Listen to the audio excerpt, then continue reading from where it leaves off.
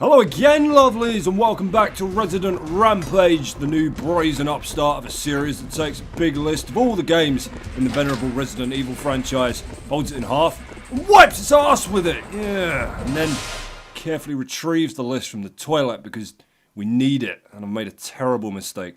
Last time on Resident Rampage, I left you all on a real cliffhanger, just like that movie starring Sylvester Stallone, name completely escapes me. Choosing to make my escape from the commentary booth just as a clawed green hand reached to push open the door to the hallway that we'd entered scant moments before. What is this strange creature coloured like a bargain bin salad? Has Barry Burton finally left his larval stage to assume his true form as Burly Bugton, half caterpillar, half slug, multi-legged flemdangle of sadness? In the words of Jesus Christ himself, ask your teacher to unpause the tape to see if you were right. Did you guess a cross between a frog and Mama June? You are great success winner. Goodbye, friend. That was a hunter, more specifically a hunter alpha, one of several variants on its terrible species, and the mansion is now positively crawling with the nasty little bastards, which means we'll want to keep this second visit as far on the brief side as possible. Hunters are lightning fast, fearsome looking murder machines created by injecting reptilian DNA into a human embryo and bonding the two with the T-virus. And their sudden introduction into the game here is a short, sharp masterclass in how to tastefully catch a player completely off guard, and in purely scientific terms, scare their breakfast right out of their naughty pipes. And if you haven't learned to check inside every book you find in the game by now, woe unto you, my little necro-nightmare neophyte. The Doom book and its brother contain the Eagle and Wolf medals that we will need to enter the main lab later on. Respect books is the lesson here. Or, no, hang on. Desecrate books and hide things inside them. That's it. Fuck books. Listen carefully and you can hear another amphibian freak that needs a lesson in manners. Hold doors for women! There we are. Let's just pop round the corner now to find a lovely note from Mr. Burton. I'll put some bullets in the back room. Use them in case of trouble. Barry. Barry's probably written that to himself, seeing as nobody else here is stupid enough to use bullets on anything that couldn't be described as trouble. And, of course, when I say written, I mean that Jill has translated what's most likely a crude crayon drawing for you, but here he's actually left shotgun shells and some handy acid rounds to take away with us. So let's rob him blind and amuse ourselves with the idea of Barry stumbling back to this room, half dead, with 4 or 5 hunters in close pursuit, to find that all of his precious ammo has disappeared. He would never suspect his precious Jill sandwich, so instead, he blames himself, eats his stupid picture, and hides in the item chest until we discover him later in the lab while looking for some herbs we put away. Jill, I was just checking this box for clues. Back upstairs we go. This has got to be one of my favourite kills in the entire series.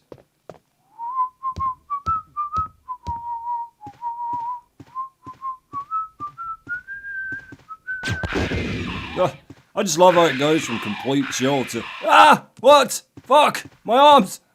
His pal here is in a similarly docile state, but there's no sneaking past him, so we'll just have to blow his face off instead.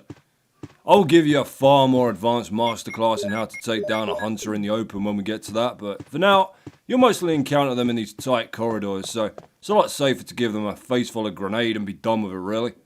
We're moving through to the lesson space now for the hardest boss fight of the game by far, the second encounter with the super-sized Serpent Lord, Yawn.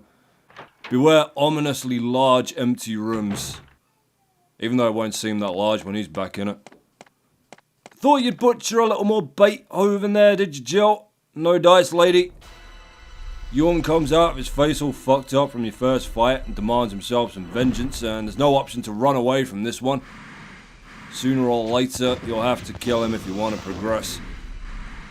It is incredibly difficult to get out of this without taking a hit, just because Yawn is so ridiculously good at closing you down and recovering from missed lunges, which are your only real opening, so you don't have nearly enough space to run past and flank him, or try to tie him in knots. And without anything as useful as the beam in the attic to hide behind, he can strike at you from practically any point, so you really just have to keep moving and take your shots when they present themselves here. Yorn has, at the very least, lost his ability to poison you by this point, so if you do get hit a couple of times, it's no big deal, really. In fact, I'm just showing off here. It's really just easier to stand still and let him attack you while you pump grenade rounds into his mouth, but eventually he'll drop to the ground and melt, and you'll get another Barry scene. And I'm just going to switch over to another playthrough for this one. A, because it's a longer take, and B, because the snake died in a better place. And you'll see what I mean in a second.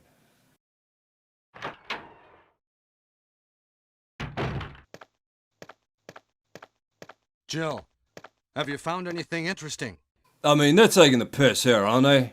Sorry to interrupt. They're having a fucking Johnny Giraffe with this one. How was this written in the script treatment? Have you found anything interesting? Asked Barry, kneeling down in the smoking 40-foot-long corpse of a giant snake to inspect a damaged floor. I don't care what you tell me. This was intentional. They did this on bloody purpose. I'm sorry. I'll let you crack on. Yes, but I can't see very well. How about going down to check by yourself? I have a rope here. Oh, do you? Well, then I'll try to go down using the rope. Wait. Yeah, Richard gave this to me. The radio is a keepsake from him. Richard? So there's your extra bit. Barry found Richard's radio, if you didn't get it yourself. Where was he hiding it, Barry? Oh, just up his ass, but it's okay. I'm wearing these. They're fingerless gloves, Barry. Oh. This is more useful to you than me. Ready to go? And down you go into Trevor's tomb, the backstory for which was completely chopped out until the GameCube remake. Hey, what's going on? Now I've done it. Sorry, Jill. Wait. I'll go and get another rope. Barry? Barry? Alright, here's the first very important choice to make to determine what ending you want. You can leave via the ladder in the back right now and be doomed to either the bad ending or the worst ending, or you can give Bumbling Barry a chance to go and grab another rope and wait for him here to keep yourself on course for either the good or the best ending. We'll stick around and wait, but only for an extra cutscene here, not because he's earned it. Here he comes. Careful on the snake blood there, you clattering fuck in a beard. Hey! Are you there, Jill? Grab the rope! Don't worry, although it doesn't look like it, he has actually tied this one onto something. Damn it! Not again! I'm sorry, Jill. I didn't know that was going to happen. Sorry. I was really careless. Are you okay, Barry? Maybe you're getting tired. No, I'm all right. Don't worry. Jill, I found something. This will come in handy in just a short while. Thank you. I'll take this then.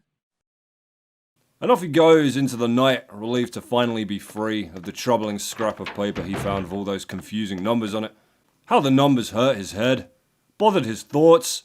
Give it to Jill Sandwich, murmured Barry, unwittingly exposing his position to several nearby hunters. She'll know what to do with it.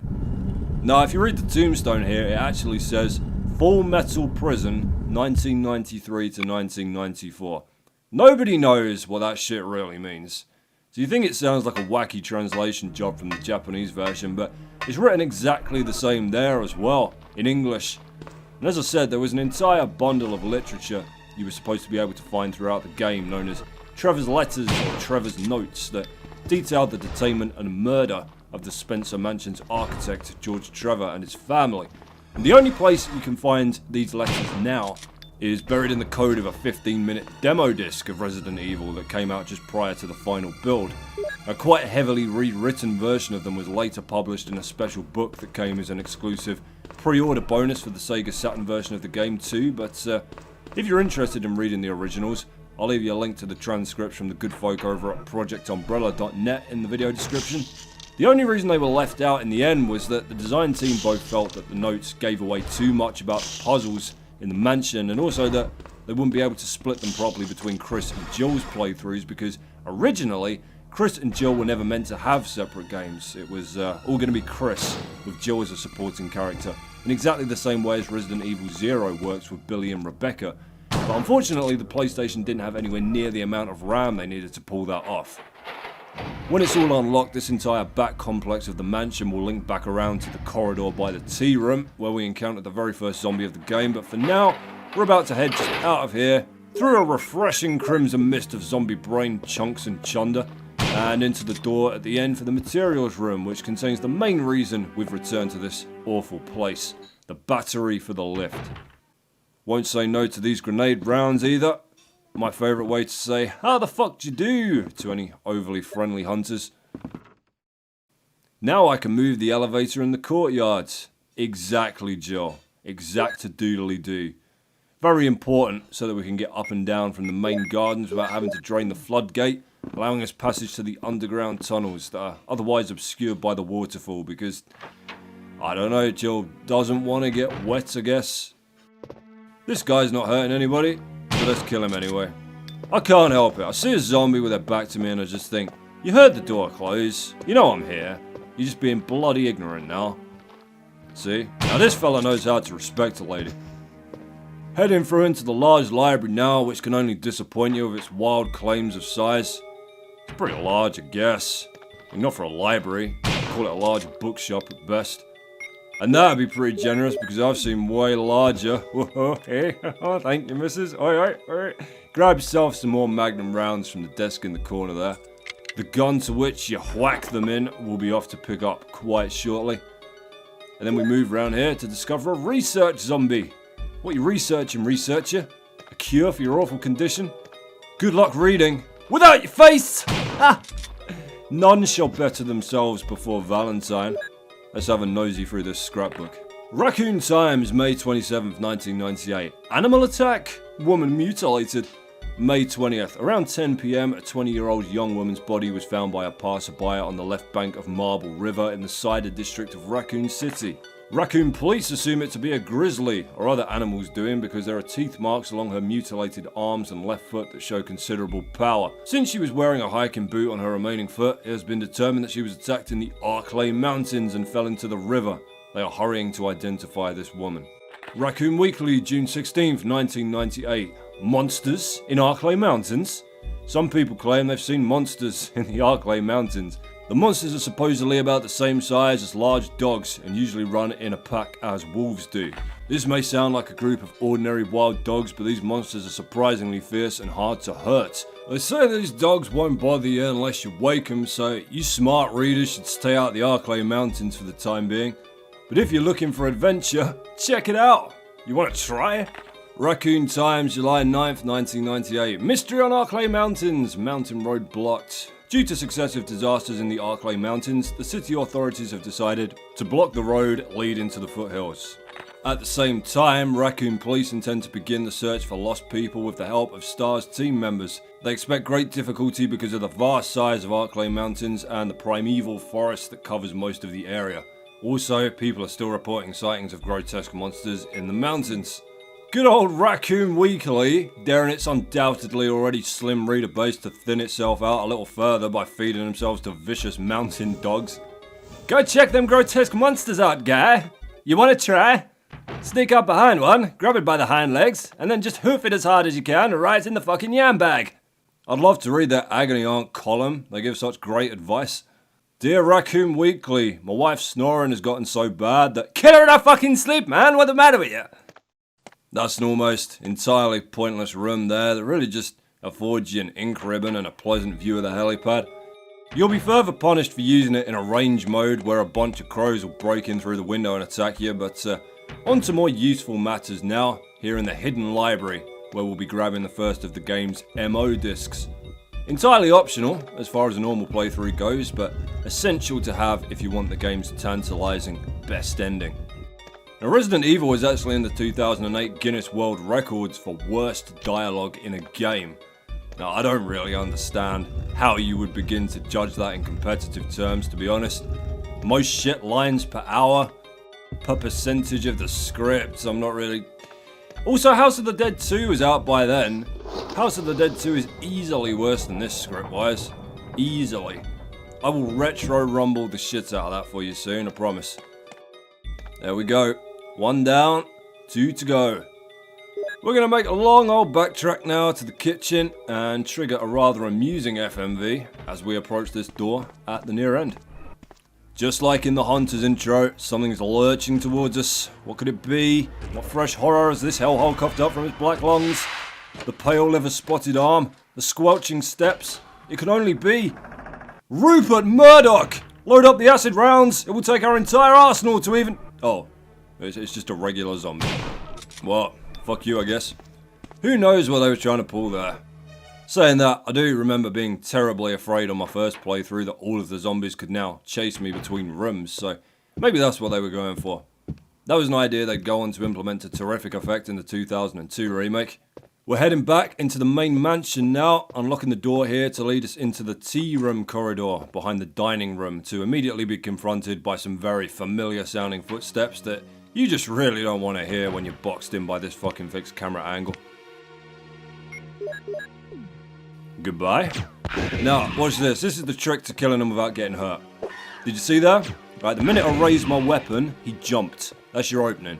Shoot him straight in a fucking beak.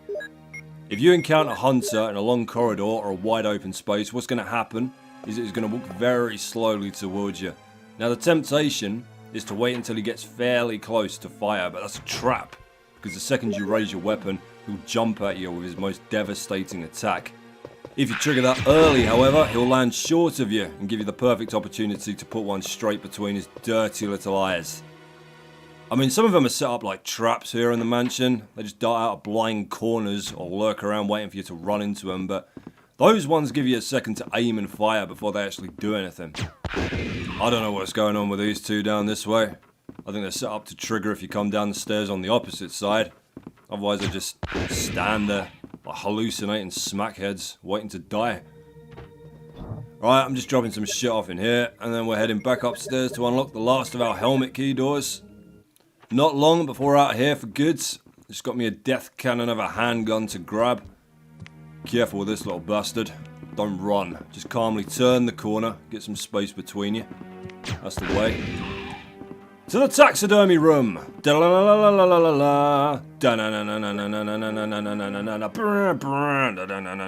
Alrighty. Ammo to grab over on the counter there. That's some shotgun shells and some more magnum rounds. Some players bulk at using the bazooka as early as I did with the hunters. Don't know why. You will, honest to God, be drowning in bazooka ammo by the end of this game. You'll have so much left over. Sweet. And just on the table behind us, we have a most revealing document indeed. Orders. Top secret, July 22nd, 1998, 2:13. To the head of the security department, X day is approaching. Complete the following orders within the week. Lure the members of STARS into the lab and have them fight with the BOW in order to obtain data of actual battles. 2. Collect 2 embryos per BOW type, making sure to include all species except for the Tyrant. 3. Destroy the Arkley lab, including all researchers and lab animals in a manner which will seem accidental. White umbrella. Murdered! It was all a ploy. This also harkens back to when the head honchos at Umbrella referred to themselves like members of a novelty pop group. There's White Umbrella, he's the clever one. Black Umbrella, the ladies' man. Polka Dot Umbrella, he's crazy, he'll cut you! He mortally wounded 3 fans at a meet and greet one time. Alright, you remember our old pal, the revolving tiger statue? We gave him a blue jewel, he gave us a crest for the shed door. Well then, you're probably going to have a fair idea of what we're about to gouge out of this deer head right here. Give me your eyeball, creature. You can only grab this if you have the light turned off. Even after Jill's seen it once, the concept of the red jewel continuing to exist after she flips the light back on seems to baffle her. She's just standing there at the light switch, rolling it over, on and off. What the fuck? Take a brisk jog all the way back to our stripy stone body here. Chuck him another peeper, and you shall receive the Colt's mother effing python. Oh my goodness. If only you had girl parts, what babies would make, you sexy little monkey. That will aid us greatly in making a complete mockery of the final boss later on, but for now, we're just going to speed through and do the tiniest bit of mopping up before we leave for the gardens. First stop, I said I'd show you the little outdoor area in the northeast corridor, and I'm a man of my word, even if there's really not much to see out there. On the way, note that the dog attack corridor has been taken over by giant spiders. How did they get in there? If I examine the shelves, will it still tell me that the objects on there are creepy, even with a 2-ton weaponized arachnid hanging over my head? Both questions that I don't need answers to badly enough to waste my life battling them for. Here we go then. I'll tell you what, since there's nothing to see really, how about I treat you? I'll show you what happens to a zombie when it's been hit by a bazooka round. Come on, here we are. Fuck! Again. Oh, that's beautiful. That's a beautiful thing. There's another one round here. Come on. Mercy. The overkill is deafening. It's like causing a nuclear reactor meltdown to cook your microwavable mac and cheese. Right, this is just the most irritating hunter in the whole game right here. He charges in from that corridor, and more often than not, he will always take 2 grenade rounds to put down. No idea what's so special about him. But when you take your second shot, back up a little and wait for him to turn the corner before you raise your gun again, because he will dodge it and he will slash you straight across the kneecaps. That didn't look that bad there, but I promise you anything less than perfect maneuvering there and he would just jump all over the fucking shop, cutting you to ribbons. Just before we leave the mansion for good, I want to show you very quickly what that code that Barry gave us after the second yawn battle does. It's really nothing spectacular, but I said I'd show you everything there was to see, so I'm going to. I'm going to switch playthroughs again to do it here, and all it does is link the corridor by the large library and the materials room all the way back to the western staircase on the second floor via another winding passageway containing a few wandering zombies, bringing you out right here. Now I've already unlocked it by this point, but now you know. Sleep well, my princess. Back to bloody business. Here in the corridor to the shed, I have a great opportunity to more clearly show you how to abuse the hunter's jumping trigger, so here it comes. You see there, if I keep my weapon raised, it will immediately leap at me again when it gets up, but can't do that 3 times in a row, so if you're going to kill one with a shotgun, do it from roughly that far away. Hunting tips with fraggers. Okay, let's speed along now, through the garden, down the lift, across the courtyard, and slap our brand new battery into the second elevator right there. That will bring us back up to the garden and grants us access back down to the courtyard, which means it's no longer a big deal if we want to fill the floodgates back up, which we shall. Turn around, use the new lift again, and finally reach the entrance to the underground caverns. My goodness, what a bloody sod around. All because Jill doesn't want to get her hat wet, eh? Mercy. Alright, settle in, gang. We've got a big mash of important decisions and cutscenes to sit through here, so get yourselves comfy, and I'll run you through what's going on, what it's affecting, and whatever else is going to be worth a shit moving into the endgame. And surprise of fucking surprises, it's all to do with Barry Bastard Burton. Oh, Jill, what good timing. A moment ago I heard someone's voice coming from this hole. Let's go together since it's dark and we can't see very well. Alright, first choice to make here doesn't matter, but your very next one does. Okay, let's go. Okay, then I'm gonna cover you. Let's hurry. Hey, are you alright? I can go first if you want me to. Hit yes here, and you still got time to change your mind afterwards. Oh, yes, please. I'm a little nervous. I understand. It may be more dangerous if you come behind me. Be careful.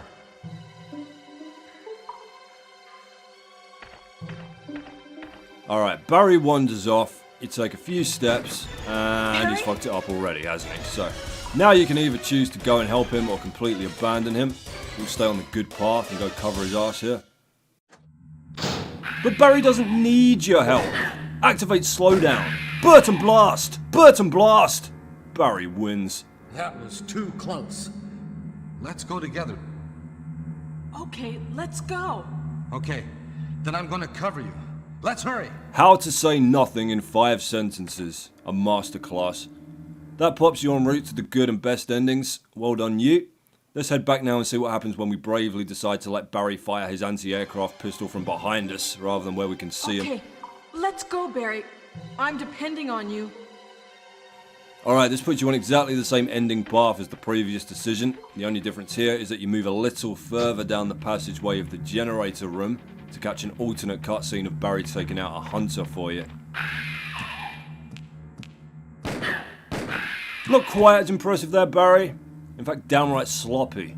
What's interesting there is that the hunter runs straight past me, an arguably easier kill, to get at him, which can only mean that even with our DNA corrupted by mutagenic superviruses and reptile chromosomes, on a genetic level, everybody still hates Barry. Is that Jill? But hark! A survivor! Is that voice Enrico's? Yeah? You're alive! Wait there! Are you with anybody, Jill? What? Oh, yes. Enrico! So, Barry and Jill together. Are you all right, Enrico? The stars are doomed. Someone is a traitor. Everything was plotted from the start by Umbrella. Enrico!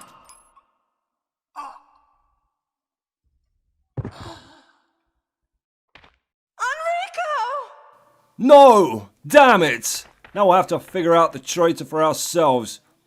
Hey, hand me that will you tried to secretly destroy Barry. I need to start up a flowchart or something here. Neither of these geniuses thought to turn around when the shot could only have come from mere feet behind them, so go ahead and chase the assassin for all the good it will do you, and you'll come across the second crank of the game, the hexagonal crank. Much less use for that later. Right, let's get back to Barry begging for some company again, but this time we're going to tell him where to go. Barry, Sure, it may be dangerous. I'll go, even if I have to go by myself. Will you be waiting here, Jill? Choose yes for this one. I'm sorry. It's okay. I'm going now. Now, you can stand and wait there forever, but you're not going to see him again until the lab much later on. So at some point, you got to move.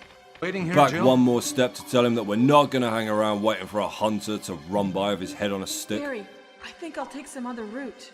I see. Yeah, maybe you should. Be careful. And from this point, the game snaps back to when you decided to let Barry go first. You get the choice to save him or not. Barry? We're choosing not. Fuck you! Take the back passageway down here, and you'll get the alternate scene with Enrico, minus Barry. Is that Jill? Is that voice Enrico's? Yeah? You're alive! Wait there! Are you with anybody, Jill? What? Oh no, I'm alone. But why are you asking? Listen, the stars are going to be finished soon. Someone is a traitor. Everything was plotted from the start by Umbrella.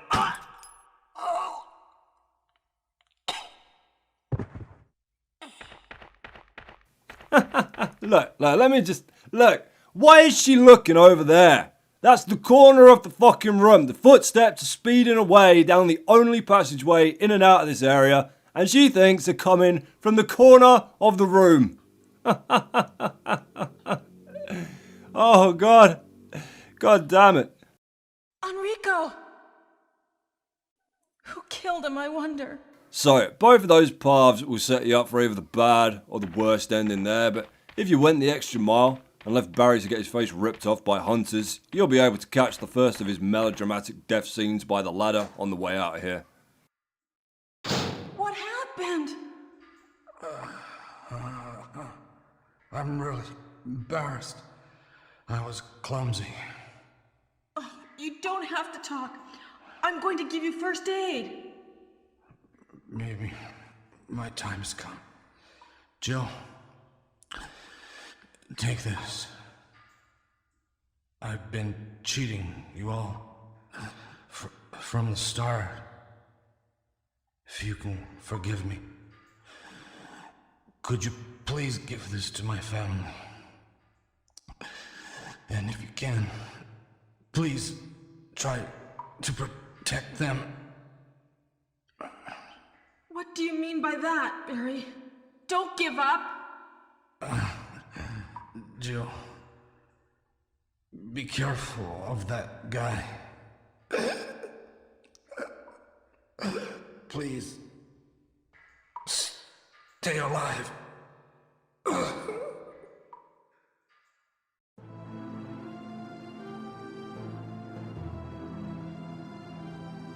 God damn, Barry. Your wife's hot as hell.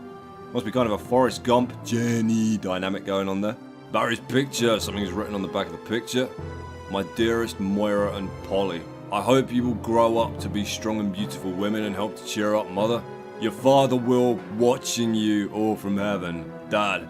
See, stupid son of a bitch can't even write a suicide note without embarrassing anybody that's reading it. But now, I will give that scene some credit. It's probably the best acted in the entire game. It is at least 6th grade school play level. Occasionally spiking to the giddy heights of rehearsed liar or level 10 used car salesman, but with all our decision making done now, let's switch playthroughs again and move on from this point with Barry still alive and investigating Enrico's body for a cause of death. Despite literally standing feet away from the shooting that killed him, and use our new hex crank on the wall right here. This takes fucking forever. I get that you can't walk over the pit, that's fine, but the first available floor is right next to it on the wheel. Do you have to stand there and painstakingly turn the entire fucking thing over a full 180 degrees? If you're wondering what happens if, way back when Barry asked you to wait while he found another rope, you ignored him and ran off, that won't actually affect anything until we're in the lab because you'll never even meet him down here, so it pretty much plays out with the Enrico Jill scene and then runs solo from there. Boulder trap time. It's just chilling in the passageway here for now, but you've actually got to run up to it and convince it to move. Duck yourself back into the doorway here to let it harmlessly glide past you and open up a path to some bonus flame rounds at the end. But before you can grab them, we've got ourselves a scaly little door opening genius here, goddammit. Clever girl. Let's see if she can jump. Draw! Wow, that's just too fucking bad, isn't it? Another promising sporting career cut tragically short by something as simple as a high impact grenade to the chest. Somebody needs to ban these things from the Olympic Village. Alright, turn yourself around, head through the hole that the boulder smashed into the wall to take on your next mini-boss, Black Tiger, who, despite the name, is a mostly grey spider with orange kneecaps. Go figure. It's big and it's nasty, but it's just as vulnerable to the flame rounds as any other spider, so load yourself one of them up and burn the fucking thing to death. Simples. Capcom actually throw you a bone here and leave you a combat knife out to cut through the webbing on the opposite door. I know you're not carrying that shit around with you anymore unless you're suicidal. They could have made you run all the way back to a chest in the mansion to grab it. They even drop you a chest right after you get through here to put it away again. It's like they know how utterly pathetic it is. Just get it away. Just get it in a chest. We're sorry you had to look at it again. Just reorganising my inventory here in this otherwise unremarkable save room. I shall spare you the drudgery of that and put us back en route to the main reason we've come to these awful tunnels. The second Doom book, which will grant us the Wolf Medal. The purple snakes have found you. They had to take an elevator and a ladder to get down here, but they're on your trail. You can run, but you can't hide. They'll get you yet, Jill Valentine, and your pretty dog too. More cranking to get on with just down this passageway here, along with another goddamn boulder staring us in the face. Now, you don't actually have to trigger this one at all. The only reason to go anywhere near it is that it's hiding another MO disc behind it, so crank yourself a hidey hole in the wall on the left there, get it good and pissed off by rubbing your Jill sandwich sauce all over it, and then bait it into rolling past you there. It also reveals a map of the caves if you're into all that, but honestly, even if you are, you're like 90% done down here now anyway. Only one more to grab now, and we won't see that until the lab. I think it's worth noting, you know, while this is by no means a pleasant journey for us, for Umbrella employees this represents a daily commute to work. And you have the nerve to complain because you gotta take 2 buses and a train. Could be a whole lot worse, friend. Could be fleeing from Black Tiger as it charges out the shadows at your back, spitting its kids at your head. Jesus Christ, I bet the trip to the lab starts to look like Takeshi's Castle where you start with a mob of 100. By the end there's 3 of them left trying to clock in while ducking enraged tyrant uppercuts. One more round of crank-a-doodle dandy right here, as you have to lever this statue off the wall and into the highlighted square in the foreground there. Thankfully, after this, we can put the fucking things in a chest and never have to take them out ever again. There's Doom Book, Eagle of East, Wolf of West. Well, let's forget all of this undead super flu lark and settle in for a few classic chapters of the first... God motherfucking damn it! Does nobody read in this awful place? We'll have to settle for a key item, gang. Damn it. I'm so sorry. Back out the room, back down the passage, and up the lift to the side we go, which will bring us out next to a suspiciously large fountain. Why, a picture of a wolf is carved in a round hollow. Why is anything carved into anything in Resident Evil? Because it's part of a ludicrously elaborate security system that becomes completely fucking unusable should one tiny component of it become lost or damaged. How twee!